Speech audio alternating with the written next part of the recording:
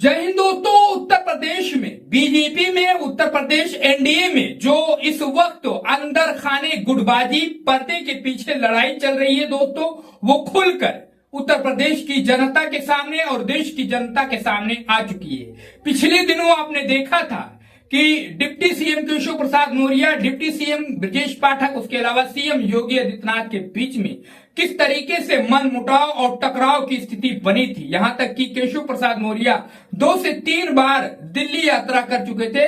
BJP के high command, आला कमान नेताओं से उन्होंने मुलाकात की थी। अब वहां क्या बात हुई ये तो पता नहीं दोस्तों, लेकिन जो बीजेपी में इस वक्त गुटबाजी चल रही है खुलकर सामने आ गई थी उत्तर प्रदेश की जनता के सामने। उसके अलावा दोस्तों इस वक्त एनडीए के उत्तर प्रदेश में जो सहयोगी दल है, छोटे छोटे दल हैं, उनके भी लगातार बयान सामने आ रहे हैं, जिसको आपने देखा भी होगा और पढ़ा भी होगा अखबारों में।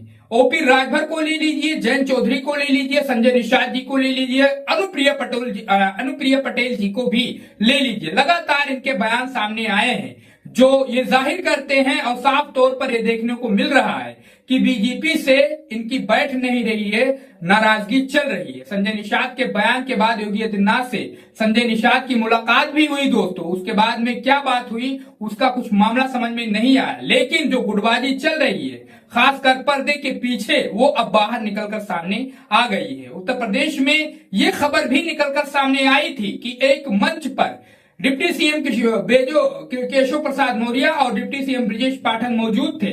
सीएम योगी आदित्यनाथ उस वक्त तक उस मंच पर नहीं पहुंचे थे और जैसे ही जो है सीएम योगी आदित्यनाथ उस मंच पर पहुंचते हैं, ये दोनों डिप्टी सीएम वहां से निकल लेते हैं। यहां तक की भी खबरें आई दोस्तों कि इस वक्त जो है उत्तर प्रदेश का सीएम भी बदला जा सकता है 1 साल 1.5 साल पहले इलेक्शन से उत्तर प्रदेश में। यहां तक के भी खबरें आई, लेकिन इन सारी खबरों को दरकिनार करते हुए हम बात करते हैं जो बीजेपी ने दावा किया गया है, मीडिया रिपोर्टों में बताया है कि आने वाले 27 के विधानसभा चुनाव में बीजेपी उत्तर प्रदेश से अपने 100 विधायकों के टिकट काट सकती है। अगर ऐसा कुछ होता है दोस्तों, उत्तर प्रदेश में बीजेपी अपने 100 विधायकों के टिकट काटती है, तो इसका भारी नुकसान और भारी खमियाजा बीजेपी को भुगतना पड़ेगा, क्योंकि जो अंदर खाने लड़ाई चल रही है गुटबाजी वो तो है ही, और विधायकों की टिकट अगर कटेगी, बीजेपी विधायकों के टिकट काटेगी, जो जीते हुए प्रत्याशी हैं इस वक्त, वो भारी नुकसान करेंगे बीजेपी का, क्योंकि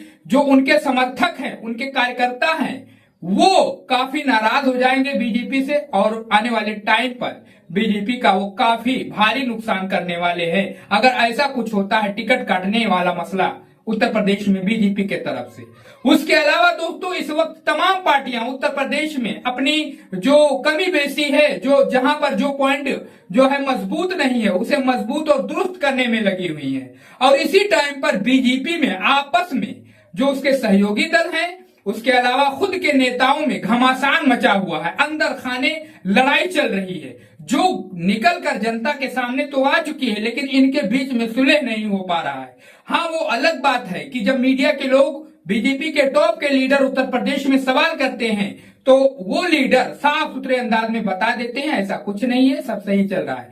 लेकिन सही क्या है, गलत क्या है, ये चुनाव के बाद, इलेक्शन के बाद पता चल जाएगा कि क्या वास्तव में बीजेपी में गुटबाजी थी 27 से पहले या फिर सब कुछ ठीक था। अब दोस्तों ये सारी रिपोर्ट एक तरफ इशारा कर रहे हैं, जो भी मीडिया रिपोर्टों में बताया जा रहा है, सीएम योगी आदित्यनाथ को लेकर, केशव प्रसाद मौर्य को लेकर, सुब्रत पाठक जी को लेकर, उसके अलावा एनडीए के सहयोगी दलों को लेकर जो भी तथ्य निकलकर सामने आ रहे हैं, उससे ये साफ इशारा मिल रहा है कि बीजेपी की हालत अंदर खाने उसकी काफी कमजोर होती हुई चली जा रही है। और अगर ऐसा कुछ है तो इसका भारी भरकम नुकसान और खमियाजा 27 के चुनाव में बीजेपी को भुगतना पड़ेगा। दोस्तों आप इन सारे सवालों से कितना सहमत हैं, आपकी क्या राय है?